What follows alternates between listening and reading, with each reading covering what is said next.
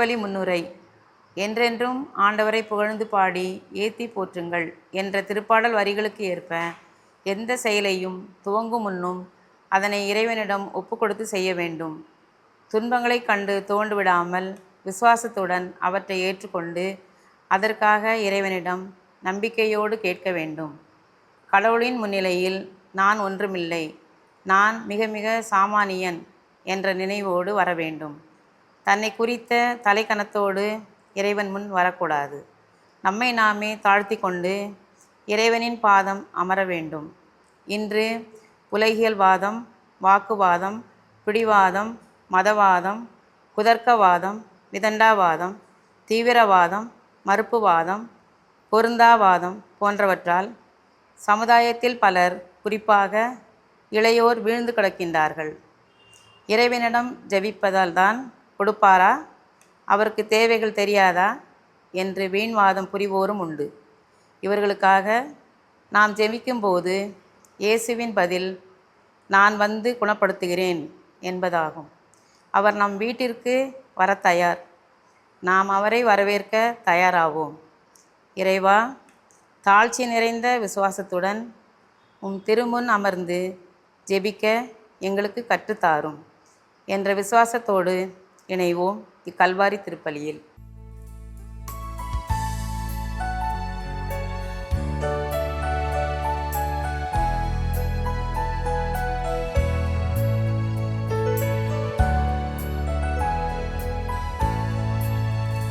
நிறைவாழ்வை நோக்கி திருப்பயணம் பாருலகில் செல்லுவோம். அருள் வாழ்வு தரும் வார்த்தைகளால் நன்மைகளை நாம் செய்வோம். நிறைவாழ்வை நோக்கி திருப்பயணம் பாருலகில் செல்லுவோம். அருள் வாழ்வு தரும் வார்த்தைகளால் நன்மைகளை நாம் செல்வோம். செல்வோம், நிறைந்து செல்வோம், நிறைவாழ்வை நோக்கிய செல்வோம். செய்வோம், நிறைந்து செய்வோம், இனி புதியது உலகினை செய்வோம். நிறைவாழ்வை நோக்கி திருப்பயணம் பாருலகில் செல்லுவோம். அருள் வாழ்வு தரும் வார்த்தைகளால் நன்மைகளை நாம் செய்வோம். தந்தை மகன் தூயாவியாரின் பெயராலே ஆமென். ஆண்டவர் உங்களோடு இருப்பாராக. உம் ஆன்மாவோடும் இருப்பதாக. கிறிஸ்துவுக்குள் பிரியமான என் சகோதர சகோதரிகளே, ஆண்டின் பொதுக்காலம் கடைசி நாள் நாம் இருக்கிறோம். ஆமா, ஆண்டின் பொதுக்காலம் கடைசி நாளில் இருக்கிறோம். நாளைக்கு இன்றைக்கு மாலையே திருவருகை காலமானது ஆரம்பமாகிறது. புதிய திருவழிபாட்டு ஆண்டானது துவங்க இருக்கிறது. ஆகவே இது நமக்கு ஒரு நன்றி திருப்பலியாக நாம் இதை நிறைவேற்றுகிறோம். சனிக்கிழமை தேவதாயை நினைந்து மகிழ்கிற நாள். ஆகவே இந்த பரிசுத்த பலிபூசையில் நாம் நுழைகிற வேளையில் இந்த ஆண்டு முழுவதும், குறிப்பாக திருவழிபாட்டு ஆண்டு முழுவதும் ஆண்டவருடைய திருவழிபாடுகளாலே, திருச்சபையினாலே நாம் பெற்றுக்கொண்ட எல்லா நன்மைகளுக்காகவும் நன்றி செலுத்துவோம்.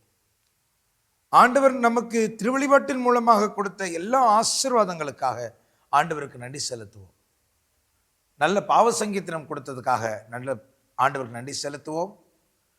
திருப்பலியில் பங்கெடுத்து திவ்ய நற்கரனை உட்கொள்ள செய்ததுக்காக ஆண்டவருக்கு நன்றி செலுத்துவோம்.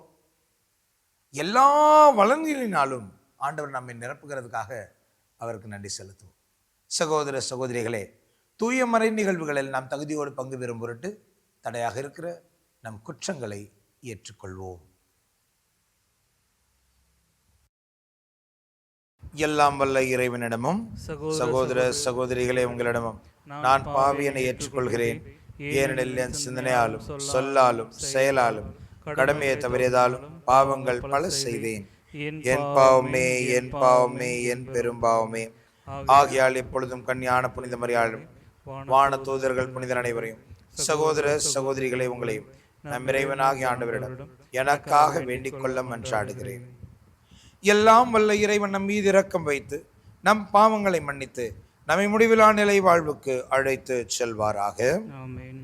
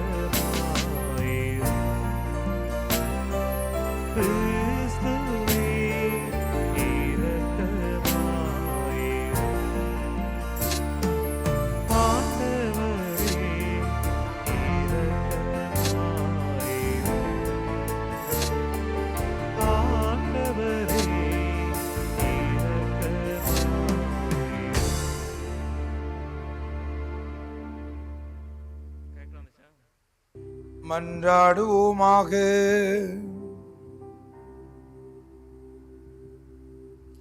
இறைவா, தூயாவியாரின் ஒளியால் நம்பிக்கையாளர்களின் இதயங்களுக்கு அறிவு ஊட்டுகின்றீரே. அதே ஆவியாரால் நாங்கள் சரியானவற்றை உணரவும் அவர் அளிக்கும் ஆறுதலால் எப்பொழுதும் மகிழ்ந்திருக்கவும் எங்களுக்கு அருள்வீராக. உம்மோடு தூயாவியாரின் ஒன்றிப்பில் இறைவனாய் என்றென்றும் வாழ்ந்து ஆட்சி செய்கிற எங்கள் ஆண்டவரும் உம் திருமகன் இயேசு கிறிஸ்து வழியாக உம்மை மன்றாடுகிறோ.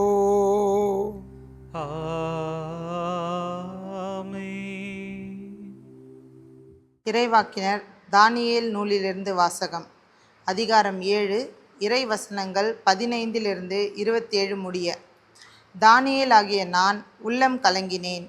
மனக்கண்முன் தோன்றிய காட்சிகள் என்னை அச்சுறுத்தின.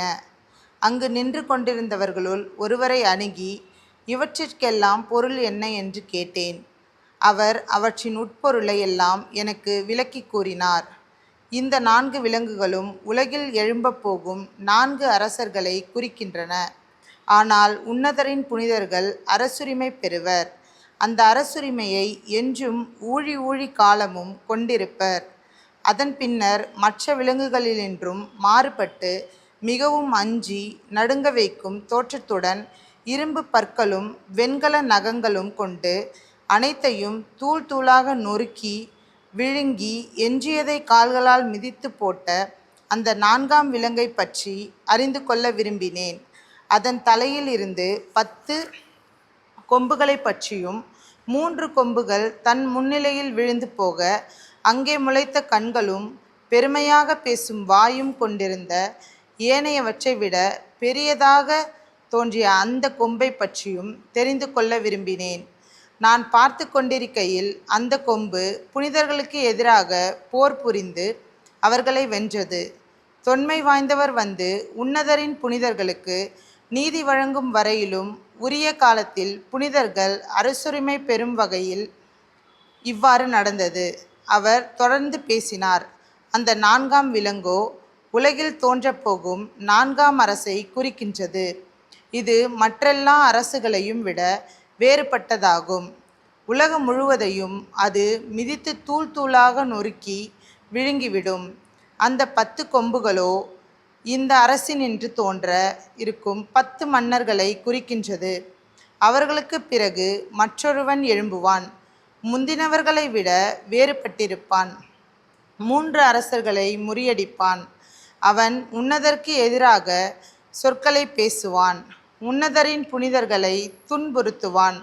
வழிபாட்டு காலங்களையும் திருச்சட்டத்தையும் மாற்ற நினைப்பான். 3½ ஆண்டுகள் புனிதர்கள் அவனது கையில் ஒப்புவிக்கப்படுவர். ஆனால் நீதிமன்றம் தீர்ப்பு வழங்க அமரும். அவனது ஆட்சி அவனிடமிருந்து பறிக்கப்பட்டு எரியுண்டு ஒன்றுமில்லாது அழிக்கப்படும். ஆட்சியும் அரசுரிமையும் வானத்தின் கீழுள்ள உலக அனைத்திலும் உள்ள அரசுகளின் மேன்மையும் உன்னதரின் புனித மக்களுக்கு தரப்படும். அவர்களது அரசு என்றென்றும் நிலைக்கும் அரசு. எல்லா அரசுகளுக்கும் அவர்களுக்கு பணிந்து கீழ்ப்படியும். ஆண்டவரின் அருள்வாக்கு. இறைவனுக்கு நன்றி. பதிலுரை பாடல். பல்லவி. என்றென்றும் ஆண்டவரை புகழ்ந்து பாடி போற்றுங்கள். என்றென்றும் ஆண்டவரை புகழ்ந்து பாடி ஏத்தி போற்றுங்கள். மண்ணுலக மாந்தர்களே, ஆண்டவரை வாழ்த்துங்கள். இஸ்ரேல் மக்களே, ஆண்டவரை வாழ்த்துங்கள். பல்லவி. என்றென்றும் ஆண்டவரை புகழ்ந்து பாடி ஏத்தி போற்றுங்கள். ஆண்டவரின் குருக்களே, ஆண்டவரை வாழ்த்துங்கள். ஆண்டவரின் ஊழியரே, ஆண்டவரை வாழ்த்துங்கள். பல்லவி. என்றென்றும் ஆண்டவரை புகழ்ந்து பாடி ஏத்தி போற்றுங்கள். நீதிமான்களே, நீங்கள் அனைவரும் ஆண்டவரை வாழ்த்துங்கள். தூய்மையும் மனத்தாட்சியும் உள்ளோரே, ஆண்டவரை வாழ்த்துங்கள். பல்லவி. என்றென்றும் ஆண்டவரை புகழ்ந்து பாடி ஏத்தி போற்றுங்கள்.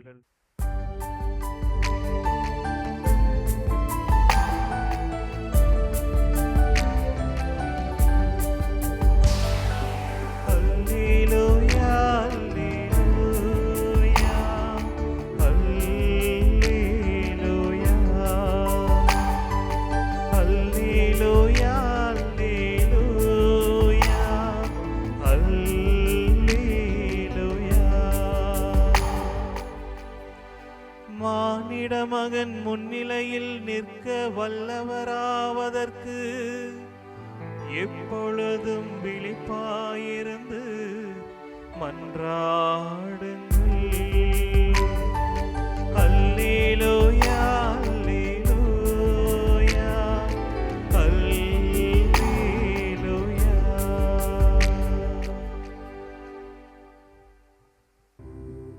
ஆண்டவர் உங்களோடு இருப்பாராக. உம் ஆன்மாவோடும் இருப்பாராக. புனித லூக்கா எழுதிய தூய நற்செய்தியிலிருந்து வாசகம். ஆண்டவரே, மாட்சி உமக்கே.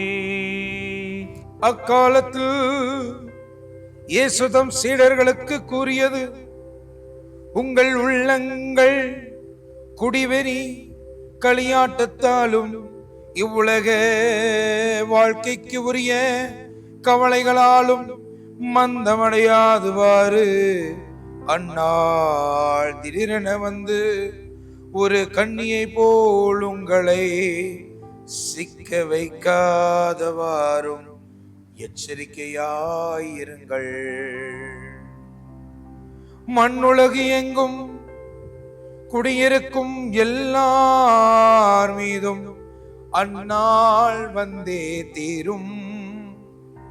ஆகையால் நிகழப்போகும் அனைத்திலிருந்தும் தப்புவதற்கு மானிட மகன் முன்னிலையில் நிற்க வல்லவராவதற்கும் எப்பொழுதும் விழிப்பாயிருந்து மன்றாடுங்கள்.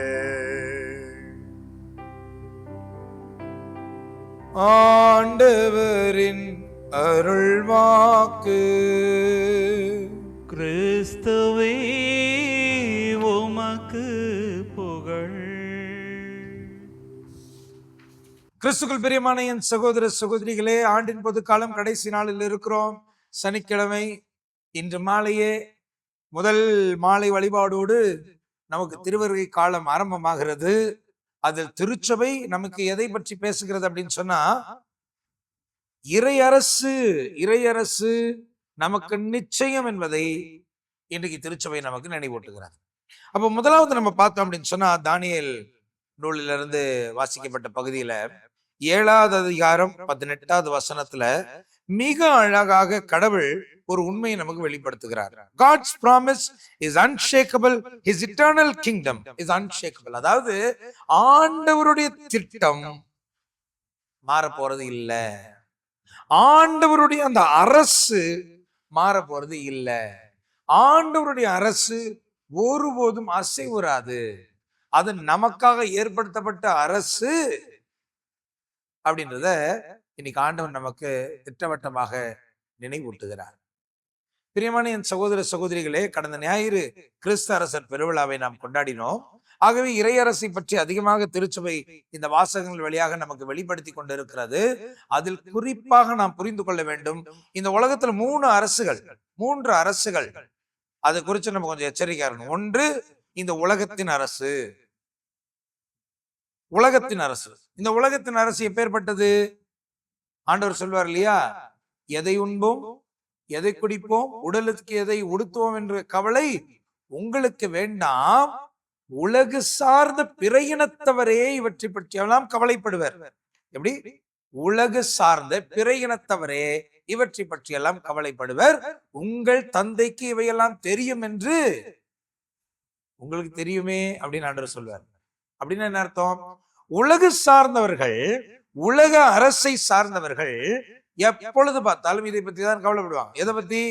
என்ன சாப்பிடுறது, என்ன உடுத்துறது, என்ன குடிக்கிறது, நமக்கு வீடு இருக்குதா, நமக்கு பணம் இருக்குதா, நமக்கு பொருள் இருக்குதா, நமக்கு அந்தஸ்து இருக்குதா, நமக்கு நகை இருக்குதா, இதை பத்தி தான் கவலைப்படுவாங்க. இது உலகு சார்ந்தவர்கள், உலக அரசை சார்ந்தவர்களுக்கு இருக்கிற கவலைகள். அடுத்து இன்னொன்னு அரசு இருக்குது. அது என்ன அரசு? இருளின் அரசு. ஆண்டவர் சொல்வார் இல்லையா, ரத்தத்தோடும் சதையோடும் நமக்கு பகை இல்லை. நமக்கு எதோடு பகை? இரவல், அந்த அந்தகார சக்திகள் அப்படின்னு நம்ம சொல்றோம் பாருங்க, பிசாசின் சக்திகள் சொல்றோம் பாருங்க, பிசாசோடு இணைந்திருக்கிற அந்த வீழ்ச்சியுற்ற வான தூதர்கள் இருக்காங்க பாருங்க, இவங்கெல்லாம் அந்த இருளின் ஆட்சிக்கு உட்பட்டவர்கள், பிசாசின் அதிகாரத்துக்கு உட்பட்டவர்கள். அப்போ ஒண்ணு உலக அரசு, இன்னொன்னு இருளின் அரசு, மூன்றாவது விவிலியம் குறிப்பிடுகிறது இறைவனின் அரசு. இந்த இறை அரசு உலக அரசை போன்றது அல்ல. நம்ம பிளாத்து ஆண்டவர் இயேசு கிறிஸ்து கிட்ட கேட்பாரு, நீர் அரசன் தானா அப்படின்னு கேட்கும் போது ஆண்டவர் சொல்வாரு, என்னுடைய அரசு இந்த உலகத்தை சார்ந்தது இல்லை, அது வேற, அதுதான் இறை அரசு. அப்ப இந்த இறையரசுக்கு உட்பட்டவர்களாய் இன்னைக்கு நீங்களும் நானும் இருக்கிறோமா என்பதை நாம் கேட்டுக்கொள்ள வேண்டும். ஏன்னா உலகத்துல இருக்கிறவங்க இறையரசுக்கு சொந்தக்காரர்கள் இல்ல. எப்ப பார்த்தாலும் உணவை பத்தியும் பொருட்களை பத்தியும் ஆடையை பற்றி கவலைப்பட்டு கொண்டு இருக்கிற பைபிள் சொல்லுது, உங்கள் உள்ளம் எங்கே இருக்கிறதோ நீங்க அதை பத்தி தான் கவலைப்படுவீங்க. நீங்கள் எதை பற்றி கவலைப்படுகிறீர்களோ அதை பற்றி தான் எப்பொழுதும் சிந்தித்துக் கொண்டிருக்கிறீர்கள். ஆனா இறையரசுக்குரியவர்கள் எப்பொழுதும் மேலானவற்றையே நாடுவார்கள் அப்படின்னு பவுல் அடிகளார் குறிப்பிடுறார். பரலோகத்தை பத்தி யோசிப்பாங்க. The kingdom of God is righteousness of Christ. It is not about eating and drinking. சாப்பிடுவதை பத்தியும் குடிப்பதை பத்தியும் இறையரசு அல்ல. உண்பது குடிப்பது பற்றி அல்ல இறையரசு. அது என்னது? Righteousness, peace and joy in the Holy Ghost. அது நீதி, அது சமாதானம், பரிசுத்த ஆவியில் மகிழ்ச்சி, அதுதான் இறையரசு இல்லையா? அப்ப இன்னைக்கு நம்ம முதல்ல கேட்க வேண்டிய கேள்வி, ஆண்டவர் சொல்றாரு, எனது அரசு நிலைத்து நிற்கும்.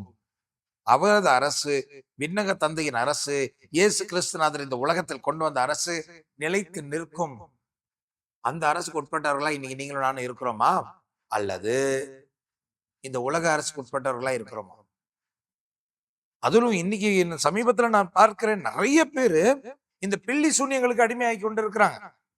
சின்ன சின்ன இளைஞர்கள், வாலிபர்கள் கூட சொல்றாங்க, ஃபாதர் நான் இந்த மந்திரம் சொன்னேன், அந்த மந்திரம் சொன்னேன் அப்படின்னு சொல்றாங்க. இன்டர்நெட்ல பார்த்து நிறைய விஷயங்கள் தப்பு தப்பால கத்துக்கிறாங்க. கடவுள் நம்பிக்கை இல்லை, பேய் நம்பிக்கை இல்லைன்னு சொன்னவர்கள் எல்லாம் இப்பொழுது பிசாசோடு ஒப்பந்தம் செய்கிற அளவுக்கு இன்றைக்கு பல இளைஞர்கள் மாறிக்கொண்டிருக்கிறார்கள். ஆமா, கொடுமை என்னன்னா வீட்டுல இருக்க நிறைய பேருக்கு இதெல்லாம் தெரியாது. மந்திரங்கள் சொல்வது எப்படி எல்லாம் மக்கள் கற்றுக்கொண்டு இருக்கிறார்கள். அந்த பிசாசுகளுக்கு பலிகளை எல்லாம் செலுத்திக் கொண்டிருக்கிறார்கள்.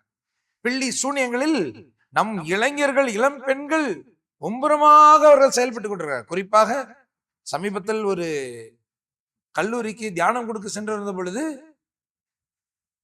8வது 9வது 10வது 12வது படிக்கிற மாணவிகள் சொல்கிறார்கள், நாங்கள் மந்திரங்களை சொல்லிக் கொண்டிருக்கிறோம், பிசாசுடன் பிசாசை எப்படி வேலை வாங்குவது என்று நான் கற்றுக்கொண்டு இருக்கிறோம் என்றெல்லாம் பேசுகிறார்கள்.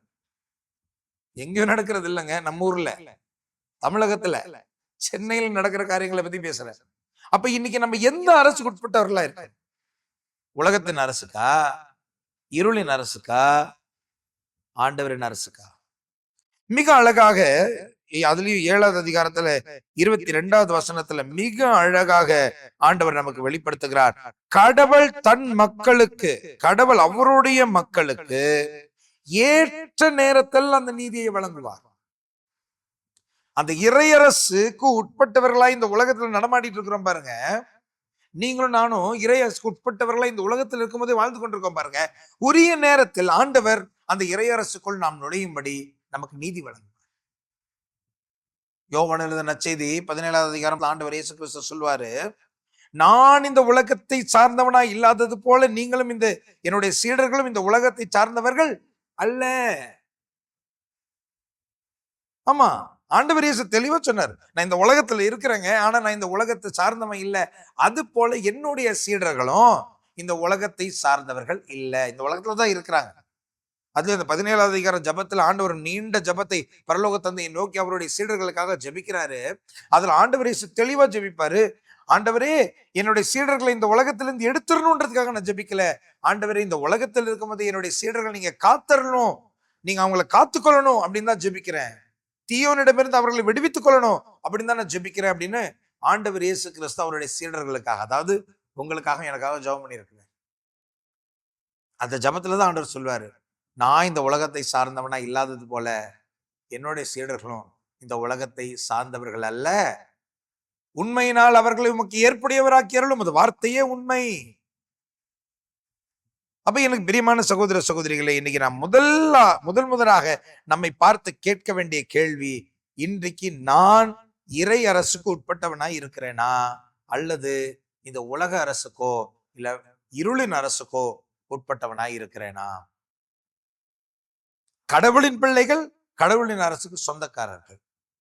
யோவான் எழுதிய செய்தி 1வது அதிகாரம் 11வது வசனத்தில் நாம் வாசிக்கிறோம், அவர் தமக்குரியவரிடம் வந்தார், அவருக்குரியவரோ அவரை ஏற்றுக்கொள்ளவில்லை, ஆனால் அவரை ஏற்றுக்கொண்டு அவர் நாமத்தின் மீது நம்பிக்கை வைத்த ஒவ்வொருவருக்கும் அவர் கடவுளின் பிள்ளைகளாகும் உரிமையை தந்தார் அப்படின்னு வாசிக்கிறோம். அப்ப இயேசு கிறிஸ்துவை யாரெல்லாம் ஏற்றுக்கொள்கிறார்களோ, இயேசு கிறிஸ்துவின் மீது யாரெல்லாம் நம்பிக்கை வைக்கிறாங்களோ அவங்களாம் கடவுளின் பிள்ளைகளாக மாறுறாங்க. அதனாலதான் பவுலடிகளார் பிறகு சொல்லுவார், கடவுளுக்கு பிள்ளை ஆயிட்டோம், இயேசு கிறிஸ்து தான் கடவுள் ஈண்டெடுத்த ஒரே மகன், அப்ப நம்மளும் கடவுளுக்கு பிள்ளை ஆயிட்டோம்னா இயேசு நம்மளும் பங்காளிகளா மாறிடுறோம் அப்படின்னு எழுதுறாரு. பங்காளின்னா என்ன அர்த்தம்? இயேசுவுக்கு எதெல்லாம் சொந்தமோ அதெல்லாம் நமக்கு சொந்தம். அப்ப இயேசுவுக்கு விண்ணக அரசு சொந்தம்னு சொன்னா இயேசுனுடைய பங்காளிகளாக இருக்கிற நமக்கும் விண்ணக அரசு சொந்தமானது. அதனாலதான் ரோமேயர்கள் திருமுகத்தில் 8வது அதிகாரம் 1 வசனத்தில் பவுலடிகளார் கூறுவார், கிறிஸ்து இயேசுவோடு இணைந்திருக்கிறவர்களுக்கு தண்டனை தீர்ப்பே கிடையாது. ஏன்னா அவங்கதான் இயேசுவோட இணைஞ்சிருக்கும் பொழுது அவங்க இறையரசுக்கு சொந்தக்காரர்களா மாறிட்டாங்களே, ஆகவே அவங்களுக்கு தண்டனை தீர்ப்பே கிடையாது என்று எழுதுகிறார். பிரியமான என் சகோதர சகோதரிகளை, ஆக இன்னைக்கு இருக்கிற முதல் கேள்வி, இன்னைக்கு நீங்களும் நானும் இறையரசுக்கு உட்பட்டவர்களா இருக்கிறோமா? உட்பட்டவர்களா இருக்கிறோமா? இரண்டாவது கருத்து இன்னைக்கு நம்ம பார்க்கிறோம், மிக அழகாக லூக்கா எழுதிய நற்செய்தியில் ஆண்டவர் சொல்றாரு, நீங்க விழிப்புடன் காத்திருங்க, விழித்திருந்து ஜெபித்திருந்து நீங்கள் காத்திருங்கள். எதுக்கு? நமக்கு உரிமை சுத்தான அந்த பரலோகத்தை நாம் அடையும் பொருட்டு விழிப்பாய் காத்திருக்கணும். விழிப்பாய் காத்திருக்கணும்னா உடனே என்ன நினைச்சுக்கிறாங்க, நைட் எல்லாம் தூங்காம உட்காந்துருக்கணும்னு நினைச்சுக்கிறாங்க. அப்படி கிடையாதுங்க. ஒரு சிலர் இருக்கிறாங்க, விடிய காலையில ஏன் ஜெபம் பண்ணாதான் ஜெபம் அப்படின்னு நினைக்கிறாங்க. செய்யுங்க, தப்பில்லை. அதுலயும் குறிப்பா நான் சொல்லணும் சகோதர சகோதரிகளே, இந்த விடியற்காலை 3 மணிக்கு எழும்பி ஜெபிக்கிற பழக்கத்தை ஒரு சிலர் வச்சிருக்கிறாங்க. அது ஒரு நல்ல பழக்கமா கெட்ட பழக்கமா அப்படின்ற அந்த ஒரு ஜட்ஜ்மெண்ட்டுக்கு நம்ம போக வேண்டிய அவசியம் இல்லை. ஆனா ஒரு விஷயம் நீங்க புரிஞ்சுக்கோங்க, விடிய காலையில 3 மணிக்கு இந்த கார்டிசால் ரஷ் அப்படின்னு சொல்றாங்க, மருத்துவர்கள் சொல்றாங்க. கார்டிசால் ஒரு விதமான அந்த சொருவி நம்ம உடம்புல விடிய காலையில அப்படி சுரக்கும் பொழுது ஒரு சிலருக்கு அது விழிப்பை ஏற்படுத்திடும் அப்படின்னு சொல்றாங்க. ஆனா ஒரு சிலர் என்ன நினைச்சுக்கிறாங்க, வானதூதர் வந்து எழுப்பி விடுறாரு, ஆண்டவர் வந்து எழுப்பி விடுறாருன்னு நினைக்கிறாங்க. உங்களுடைய நம்பிக்கைக்கு எந்த தீங்கும் இல்லை, அப்படி நம்புவதில் எந்த தவறும் இல்லை. விடிய காலையில எந்திரிச்சு ஜெபிக்கிறது எந்த தப்பும் இல்லை. ஆனா இப்படி ஒரு விஷயம் நடக்குது, விடிய காலையில ரெகுலரா உங்களுக்கு தூக்கத்துல இருந்து விழிப்பு வருதுன்னா, தயவு செய்து ஒரு மருத்துவரை சந்திங்க. உடம்புல ஏதாவது பிரச்சனை இருக்கா, அந்த கார்டிசால் அப்படின்னு சொல்கிற அந்த ஸ்ட்ரெஸ் ஹார்மோன் அதிகமாக சுரக்கிறதா என்று டெஸ்ட் செய்து கொள்ளுங்க. ஏன்னா விசுவாசம் என்பது மருத்துவத்துக்கு முரணாக இருக்கிற ஒரு காரியம் அல்ல. கத்தோலிக்க விசுவாசம் அறிவியலோடு சேர்ந்துதான் நகர்ந்து செல்கிறது, அறிவியலுக்கு புறமாக இருக்கிற விசுவாசம் அல்ல. ஆகவே விடிய காலையில 3 மணிக்கெல்லாம் நமக்கு விழிப்பு வருது அப்படின்னு சொன்னா, தயவு செய்து ஒரு மருத்துவர்கிட்ட போய் செக் பண்ணிக்கங்க. இந்த விடிய காலையில 3 மணிக்கு விழிப்பு வர்றது வந்து ஒரு கார்டிசால் ரஷ் அப்படின்னு சொல்றாங்களே, ஒரு பர்டிகுலர் சுரபி வந்து சுரக்கிறது அப்படின்னு சொல்றாங்களே, எனக்கு அந்த மாதிரி ஏதாவது இருக்குதா, இதனால உடலுக்கு ஏதாவது பாதிப்பு இருக்குமா அப்படின்னு செக் பண்ணிக்கங்க. அது நல்லது. ஆனா அந்த மாதிரி எதுவும் இல்லை, உடல் ரீதியாக எந்த மாற்றமும் இல்லை, ஆவிக்குரிய வாழ்க்கையில தான் ஆண்டவர் உண்மையிலே நம்மளை எழுப்புறாருன்னு சொன்னா தொடர்ந்து நாம் அதிகாலையில் ஜெபிக்கிற பழக்கத்தை வைத்திருக்க வேண்டும். ஆனால் பிரியமான சகோதர சகோதரிகளே, விவிலியத்தில் விழிப்பாய் இருந்து நீங்கள் ஜெபிங்கன்னு சொன்னா தூங்காம ஜெபிக்கணும்னு மட்டும் அர்த்தம் கிடையாதுங்க. எச்சரிக்கையாய் இருக்கணும், எச்சரிக்கையாய் இருக்கணும். நம்ம எங்க போறோம், எப்படி வாழ்றோம், யாரு கூட பழகுறோம், என்ன பேசுறோம், எச்சரிக்கையா இருக்கணும். பைபிள்ல போட்டிருக்குங்க, ஒவ்வொரு சின்ன சின்ன லூஸ் டாக், தேவையில்லாத சொற்களை பேசுவதற்கெல்லாம் மேல கணக்கு கொடுக்கணுமா. நம்ம சும்மா உட்காந்து கதை அடிக்கிறோம்ல, கதை அடிக்கும் போது தேவையில்லாம விடுகிற வார்த்தைகளுக்கெல்லாம் ஒரு நாள் கணக்கு கொடுக்கணுமா. அந்த வார்த்தைகளாலே நாம் தீர்ப்பிடப்படுவோம் என்று விவிலியம் சொல்லுகிறது. அப்ப கொஞ்சம் எச்சரிக்கையா இருக்கணும். தேவையில்லாத பேசுறோமா, எங்க பேசுறோம், யார்கிட்ட பேசுறோம், எங்க உட்கார்றோம், நம்ம செய்கிற இந்த காரியங்கள் ஆண்டவருக்கு உகந்ததா இருக்குதா அப்படின்லாம் நம்ம கொஞ்சம் செக் பண்ணணும். அதுலயும் குறிப்பா குடிவெறியிலிருந்து உங்களை தற்காத்துக் கொள்ளுங்க, உலக கவலையிலிருந்து உங்களை தற்காத்துக் கொள்ளுங்க அப்படின்னு ஆண்டவர் சொல்றார். குடிக்கவே கூடாதா, குடிக்கவே கூடாதா, உங்களாலதான் கண்ட்ரோல் பண்ண முடியல, அப்புறம் எதுக்கு குடிச்சுக்கிட்டு. குடிச்சதுக்கு அப்புறமேலு அது நீங்க ஒரு விஷயம் நல்லா புரிஞ்சுக்கணும். குடிச்சிட்டு மதிமயங்கி ஸ்டெடியா இல்லாதவங்க எல்லாம் சொல்ற வார்த்தை என்ன தெரியுமா, நான் ஸ்ட்ராங்கா தான் இருக்கேன், ஸ்டெடியா தான் இருக்கிறேன்னு. எப்ப ஒருத்தன் நான் ஸ்டெடியா தான் இருக்கிறேன்னு சொல்றானோ அப்பவுமே புரிஞ்சுக்கணும் தலைவர் ஸ்டெடியா இல்லை அப்படின்ட்டு. கண்ட்ரோல் பண்ண முடியுது, குடிக்க தெரியுது, பயன்படுத்த தெரியுதுன்னா அது வேற விஷயங்க. இன்னைக்கு நம்ம நாட்டுல நீங்க யோசித்து பாருங்க, குடியினால் அழிந்து போகிற குடும்பங்கள் எத்தனை எத்தனை. ஆண்டவர் தெளிவா சொல்றாருங்க, நீ குடி போதையில் இருந்தீனா நீ விழிப்பா இருக்க முடியாது. அப்படின்னா என்ன, எச்சரிக்கை இருக்க முடியாது. இன்னைக்கு குடி போதையில் இருக்கிறவர்கள் அந்த போதை நேரத்தில் என்னென்ன பாவங்கள் செய்யறாங்கன்னு அவங்களுக்கே தெரியாது. தமிழகத்தில் நடக்கிற பல கொலைகளுக்கு காரணம் என்ன தெரியுமா, குடிபோதை. குடிபோதையில போய் கொலை பண்ணிடுவான், என்னன்னு தெரியாது, யார கொலை பண்ணான்னு கூட தெரியாது. குடிபோதையில் இருக்கும் பொழுது எத்தனை கற்பழிப்புகள், வயது வித்தியாசம் பார்க்காமல், குழந்தை என்று பார்க்காமல், மூதாட்டி என்று பார்க்காமல், எத்தனை அசிங்கங்கள், எத்தனை அவமானங்கள் குடிபோதையினால. ஆண்டவர் சொல்றாரு, நீ விழிப்பா இருக்கணும்னா முதல்ல இந்த குடி போதையில இருந்து வெளியே வரணும். ஆனா புரிஞ்சுக்கோங்க, ஒரு சிலருக்கு குடி போதைன்னா இன்னொரு சிலருக்கு கவலை என்பது ஒரு போதை தான். கவலைப்படாம இருக்க முடியாது. ஆண்டவர் சொல்றாரு, நீ கவலைப்படுறதுனால உன் வாழ்க்கையில நீ ஒரு ஜான் கூட்டிட முடியுமா, ஒரு நாள் நீ எக்ஸ்ட்ரா வச்சுக்க முடியுமா. நம்ம கவலைப்படுறதுனால ஏதாவது பிரயோஜனம் இருக்குன்னா தயவு செய்து இரவு பகலும் கவலைப்படுங்கள். ஆண்டவர் சொல்றாரு, நீ கவலைப்படுறதுனால ஒரு பிரயோஜனமும் இல்லை. அப்ப விழிப்பா இருக்கணும் அப்படின்னு சொன்னாக்க, பிரியமான என் சகோதர சகோதரிகளே, கவலைப்படாம இருக்கணும், குடிபோதைக்கு அடிமையாகாமல் இருக்கணும். உங்களுக்கென்று உறைவிடங்களை நான் தயார் செய்து வந்து உங்களை கூட்டிட்டு போவேன்னு சொன்னாரு. அந்த ஆண்டவர் இயேசு கிறிஸ்து ஒரு நாள் வந்து என்னை கூட்டிட்டு போவாரு, ஒரு நாள் வந்து என்னை கூட்டிட்டு போவாரு என்ற நம்பிக்கையோடு எதிர்பார்ப்போடு நாம் காத்திருக்கணும். பைபிள்ல போட்டிருக்கல, அவர் எப்பொழுது வருவார் என்று யாருக்கு தெரியாது. ஒரு திருடன் வருவதை போல வருவார், யாருக்கு தெரியாம தான் அவர் வருவார். ஒருவேளை ஆண்டவர் இன்னைக்கு வந்தா போறதுக்கு ரெடியா இருக்கிறோமா? இறையரசுக்கு உட்பட்டு இருக்கணும்னு ஆசைப்படுறோம், இறையரசுக்கு சொந்தக்காரனா இருக்கணும்னு ஆசைப்படுறோம். ஒருவேளை ஆண்டவர் இன்னைக்கு கூட்டிட்டு போக வந்தா நீங்க நானும் ரெடியா இருக்கிறோமா? இதைத்தான் டாமினிக் சாவியோ கிட்ட கேக்குறாங்க. டாமினிக் சாவியோ, இன்னைக்கு ஆண்டவர் ஒன்று கூப்பிட்டுக்க போறாரு அப்படின்னு சொன்னா நீங்க என்ன பண்ணுவீங்க அப்படின்னு சொன்னா டாமினிக் சாவியோ சொல்லுவாரு, தோ இவ்வளவு நேரம் விளையாண்டுகிட்டு இருந்தேன், இன்னும் கொஞ்ச நேரம் விளையாண்டுகிட்டு தான் இருப்பேன் அப்படின்னாரு. ஏன்? I am ready. நான் எதையும் மிச்சம் வைக்கல, எதுவும் சொச்சம் வைக்கல.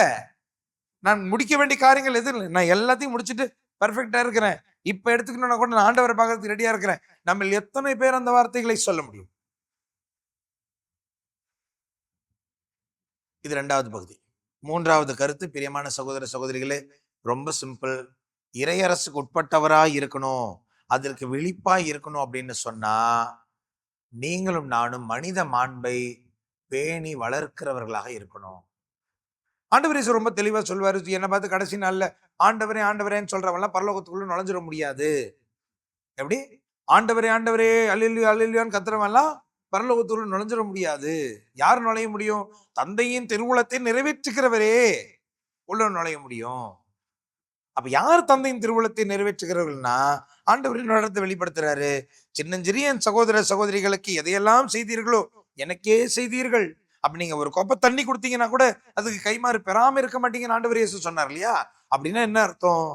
இறையரசுக்கு உட்பட்டவர்களா இருக்கணும் அப்படின்னு சொன்னா அந்த இறை அரசை கட்டி எழுப்புகிறவர்களாக இருக்கணும், ஏழை எளியவர்களை உயர்த்துகிறவர்களாக இருக்கணும், சமூக நீதியை பேணி காக்கிறவர்களாக இருக்கணும். ஆண்டவர் இயேசு கிறிஸ்துவின் இறை அரசை இந்த உலகத்தில் நிலைநாட்டுகிறவர்களாக நீங்களும் நானும் இருக்கணும். சும்மா பரலோகம் வந்தது ஆண்டவரையும் அது ஆட்சி வருக வருகன்னு வாயளவுல சொன்ன மட்டும் பத்தாது, அந்த இறையரசு வருவதற்கு என்ன செய்யணுமோ அதை செய்கிறவர்களாக நீங்களும் நானும் இருக்கணும். உலகத்திலையும் அரசியல் ரீதியாகவும் இறையரசை நிலைநாட்டுறது இருக்கட்டும், இன்னைக்கு உங்களுடைய குடும்பத்திலையும் என்னுடைய குடும்பத்திலையும் நம்ம இறையரசை நிலைநாட்டி இருக்கிறோமா? நம்மளுடைய குடும்பங்களில் எல்லாரையும் சமநிலையோடு பார்க்கிற, மரியாதை கொடுக்கிற, அவர்களை அங்கீகரிக்கிற ஒரு பழக்கம் இன்னைக்கு நம்மிடம் இருக்கிறதா? குடும்பத்தில் இருக்கிற எல்லாருக்கும் கொடுக்க வேண்டிய மரியாதையும் கனத்தையும் நாம் கொடுக்கிறவர்களாக இருக்கிறோமா? எல்லாரையும் சரிசமமாக பார்க்கிறவர்களாக இருக்கிறோமா? சமூக நீதியை பற்றி பேசுகிறோம், குடும்பத்தில் நீதி நிலைநாட்டுகிறவர்களாக இருக்கிறோமா? இன்னைக்கு ஏழை எளியவர்களை பத்தி பேசுகிறோம், ஏழை எளியவர்களை கண்டுகொள்கிறதை பத்தி பேசுகிறோம். ஓமையில் சொல்லி இருக்கிற அந்த லாசரை பற்றி எல்லாம் பேசும் பொழுது ஐயோ வீட்டுக்கு வெளியே கோயிலுக்கு வெளியே எத்தனை ஏழையர்கள் இருக்கிறார்கள் என்று பேசுகிறோம்.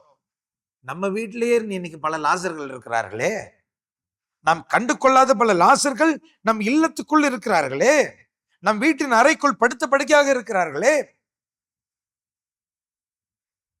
சும்மா இறையரசுக்கு உட்பட்ட இருக்கணும் பேசினா மட்டும் பத்தாது, செயல் வடிவம் நாம் காட்ட வேண்டும். பிரியமான என் சகோதர சகோதரிகளே, ஆகவே இந்த திருப்பலியில் ஆண்டவர் மீண்டும் நமக்கு ஒரு அழைப்பு விடுக்கிறார். முதலாவது, இறையரசு என்பது நிச்சயம், அதை நான் நிலைநாட்டுவேன், நிச்சயம் நிலைநாட்டுவேன், அதிலும் குறிப்பாக உங்களுக்காக நிலைநாட்டுவேன் என்று ஆண்டவர் நமக்கு வாக்குறுதி தருகிறார். ஆனால் ஆண்டவர் அதை நிலைநாட்டணும் அப்படின்னு சொன்னா முதலாவது நாம் விழிப்பாய் இருக்க வேண்டும், எச்சரிக்கையா இருக்க வேண்டும். எதெல்லாம் நமக்கு போதை அளிக்கிறதோ அந்த போதை வஸ்துக்கள் இருந்து நாம் வெளியே இருந்து ஆண்டவருடைய சித்தத்தை நிறைவேற்றுவதில் ஆண்டவருடைய சித்தத்தை நிறைவேற்றுவதில் கண்ணும் கருத்துமாய் இருக்க வேண்டும். அதற்கும் மேல ஏழை எளியவர்களை உயர்த்துகிறவர்களாக, கிறிஸ்துவின் இறையரசை இந்த உலகத்தில் நிறுவ செய்கிறவர்களாக இருக்க வேண்டும். அத்தகைய கிருபையை ஆண்டவர் நமக்கு தர வேண்டும் என்று சொல்லி தொடர்ந்து இந்த திருப்பலியில் மன்றாடுவோம்.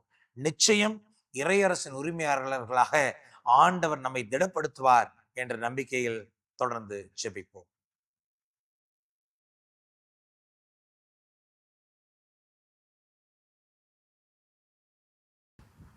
அன்பார்ந்த சகோதர சகோதரிகளே, ஆண்டவர் நிச்சயம் நம்மை இறையரசுக்கு உட்பட்டவர்களாய் மாற்றுவார் என்ற நம்பிக்கையுடன் இறையரசின் உரிமையாளர்களாக, ஆண்டவர் இயேசு கிறிஸ்துவினுடைய பங்காளிகளாக, அவர் வழியாகவே நம்மளுடைய ஜெபங்களை பரம தந்தையிடம் எடுத்து சொல்வோம்.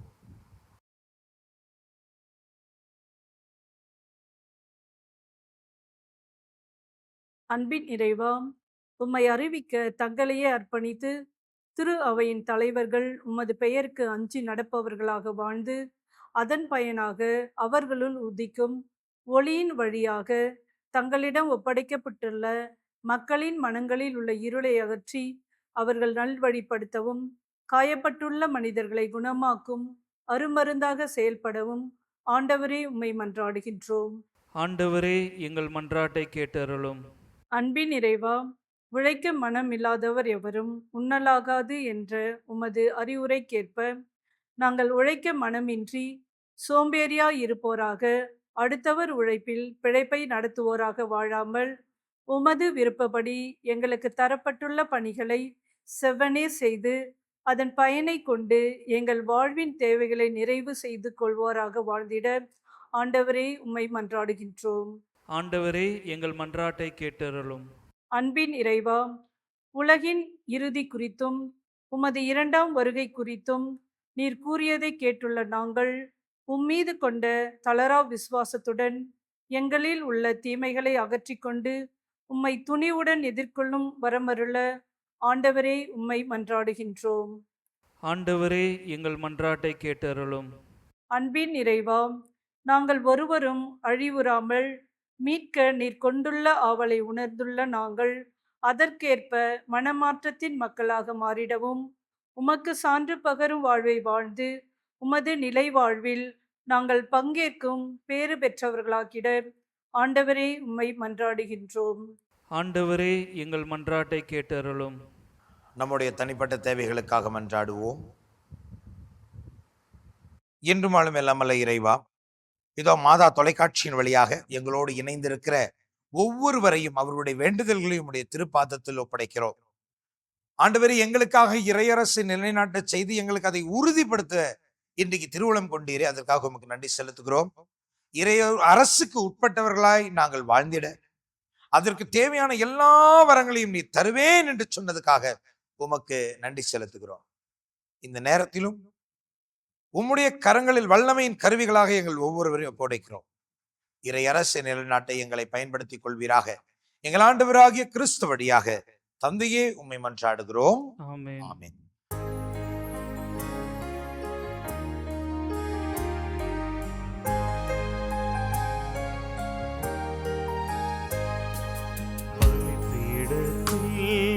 வைத்தேன் என்னை, பாவி என்னை ஏற்றுக்கொள்ளும். பலிபீடத்தில் வைத்தேன் என்னை, பாவி என்னை ஏற்றுக்கொள்ளும்.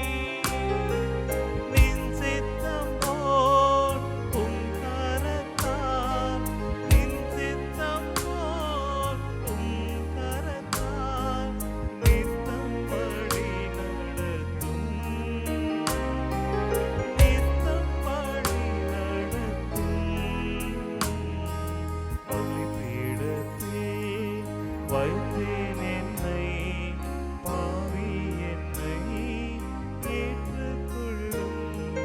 பலிபீடத்தில் வைத்தேன் என்னை, பாவி என்னை ஏற்றுக்கொள்ளும். சகோதர சகோதரிகளை, என்னுடையதும் உங்களுடையதுமான இந்த பலி எல்லாம் வல்ல தந்தையாகிய கடவுளுக்கு ஏற்றதாகும்படி மன்றாடுங்கள். ஆண்டவர் தமது பெயரின் புகழ்ச்சிக்காகவும் ஆட்சிக்காகவும் நமது நன்மைக்காகவும் புனித திரு அவை அனைத்து நலனிற்காகவும் உமது கையிலிருந்து திருப்பலியை ஏற்றுக்கொள்வாராக. ஆண்டவரே, நாங்கள் ஒப்புக் கொடுக்கும் இந்த காணிக்கைகளை புனிதப்படுத்த உம்மை வேண்டுகிறோம். தூய ஆவியாரின் ஒளியினால் எங்கள் இதயங்களை தூய்மைப்படுத்துவீராக. எங்கள் ஆண்டவராகிய கிறிஸ்து வழியாக உம்மை மன்றாடுகிறோம். ஆமென்.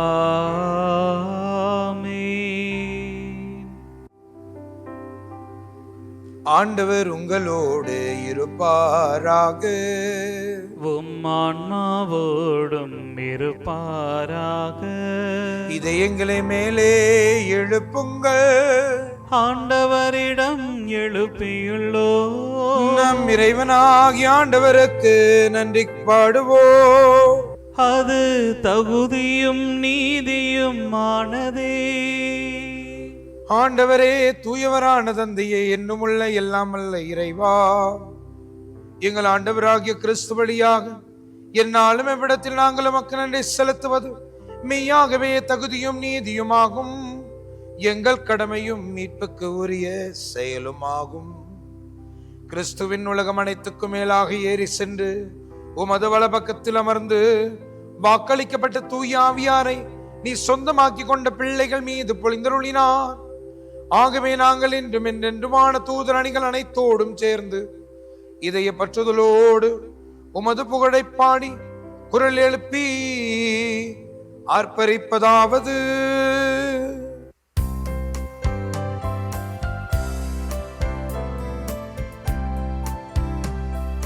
தூயவர் தூயவர் தூயவர், வான் படைகளின் கடவுளம் ஆண்டவர். விண்ணகமும் மன்னகமும் உமது மாட்சியால் நிறைந்துள்ளன. உன்னதங்களிலே ஓசன்னா, உன்னதங்களிலே ஓசன்னா. ஆண்டவர் பெயரால் வருகிறவர் ஆசீர் பெற்றவர். உன்னதங்களிலே ஓசன்னா, உன்னதங்களிலே ஓசன்னா. ஆண்டவரின் மெய்யாகவே தூயவர், தூய்மை அனைத்திற்கும் ஊற்று. ஆகவே உம்முடைய ஆவியை பொழிந்து இக்காணிக்கைகளை தூய்மைப்படுத்த உம்மை வேண்டுகிறோம். இவ்வாறு எங்கள் ஆண்டவராகிய இயேசு கிறிஸ்துவின் உடலும் இரத்தமுமாக எங்களுக்கு இவை மாறுவனவாக. அவர் பாடுபட உலங்கணிந்து தம்மை கையளித்த போது அப்பத்தை எடுத்து நன்றி செலுத்தி அதை பிட்டு தம் சீடர்களுக்கு அளித்து கூறியதாவது: அனைவரும் இதிலிருந்து பெற்று உண்ணுங்கள், ஏனெனில் இது உங்களுக்காக கையளிக்கப்படும் என் உடல்.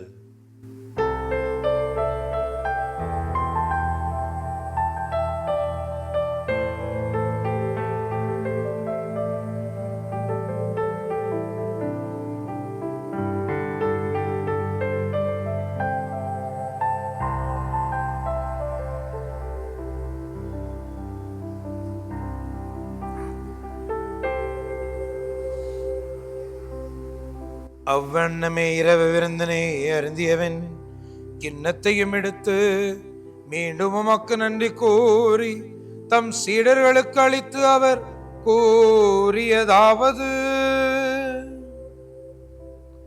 அனைவரும் இதிலிருந்து பெற்று பருகுங்கள், ஏனெனில் இது புதிய நிலையான உடன்படிக்கைக்கு உரிய என் இரத்தத்தின் கிண்ணம். இது பாவ மன்னிப்புக்கென்று உங்களுக்காகவும் பலருக்காகவும் சிந்தப்படும். இதை என் நினைவாக செய்யுங்கள்.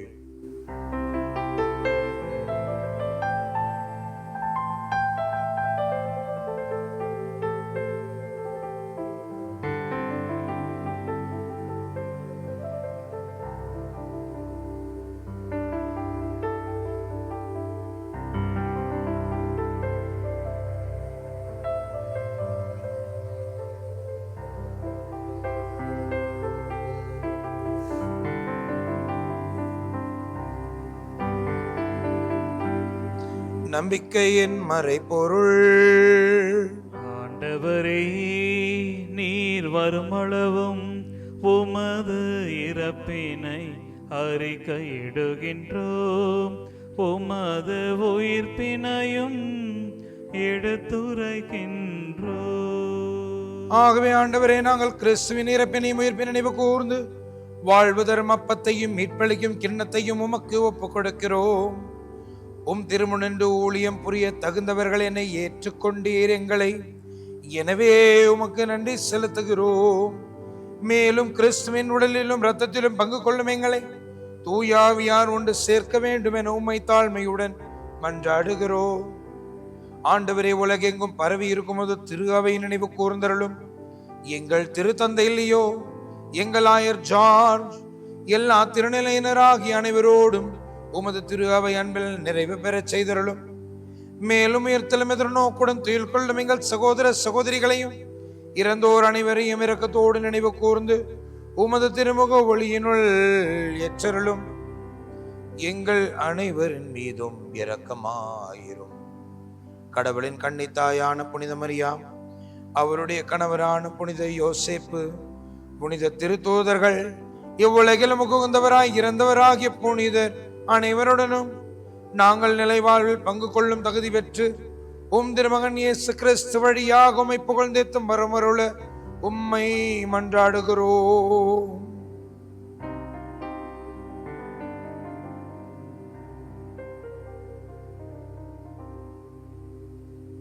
இவர் வழியாக இவரோடு இவரில் எல்லாம் வல்ல இறைவனாகிய தந்தையே, தூயாவியாரின் ஒன்றிப்பில் எல்லா புகழும் ஆட்சியும் என்றென்றும் உமக்கு உரியதே. ஆமென், ஆமென், ஆமென்.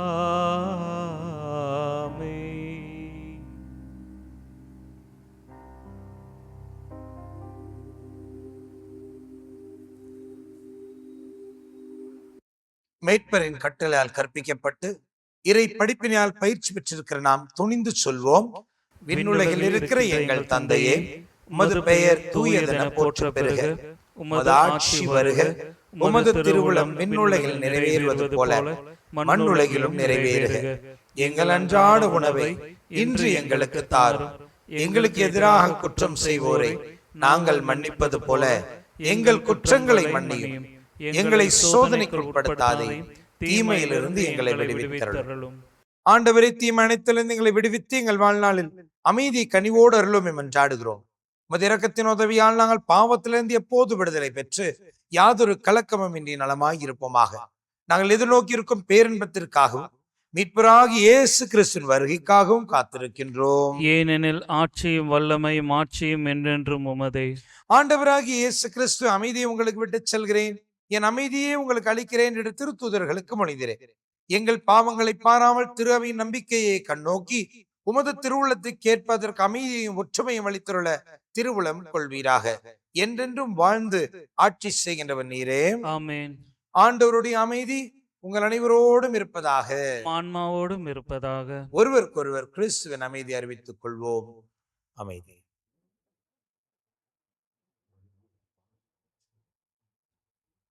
உலகின் பாவங்களை போக்கும் இறைவனின் செம்மறியே, எங்கள் மேல் இரக்கமாயிரும். உலகின் பாவங்களை போக்கும் இறைவனின் செம்மறியே, எங்கள் மேல் இரக்கமாயிரும். உலகின் பாவங்களை போக்கும் இறைவனின் செம்மறியே, எங்களுக்கு அமைதியை அளித்தருளும்.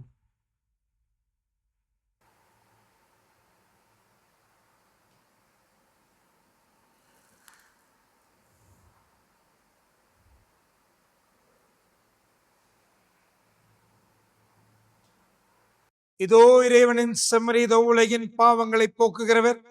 செம்மறியின் விருந்து கிடைக்க பெற்றோர் நம் அனைவரும் பேறு பெற்றோர். ஆண்டவரே, நீர் என் இல்லத்தில் எழுந்தருள நான் தகுதியற்றவன். ஆனால் ஒரு வார்த்தை மட்டும் சொல்லியருளும், எனது ஆன்மா நலமடையும்.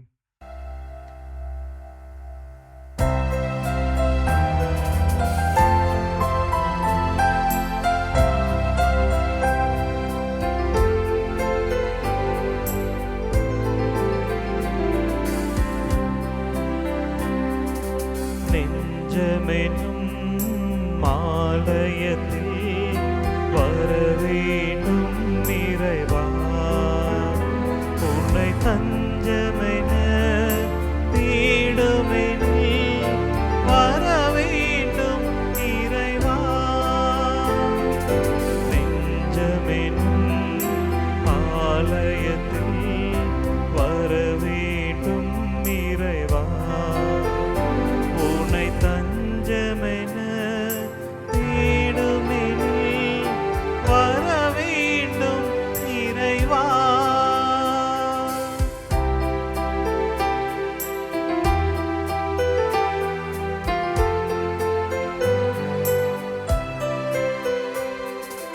என்னகம் எழுந்து இருள் ஒழித்து விண்ணகம் சேர்க்க வரவேண்டும். என்னகம் எழுந்து இருள் ஒழித்து விண்ணகம் சேர்க்க வரவேண்டும். மன்னக இன்ப நினைவழித்து உன்பதம் காண வரவேண்டும். மன்னக இன்ப நினைவழித்து உன்பதம் காண வரவேண்டும். நெஞ்சமெனும் ஆலயத்தில் வரவேண்டும் நிறைவா. உனை தஞ்சமென தேடுமெனில் வரவேண்டும் இறைவா.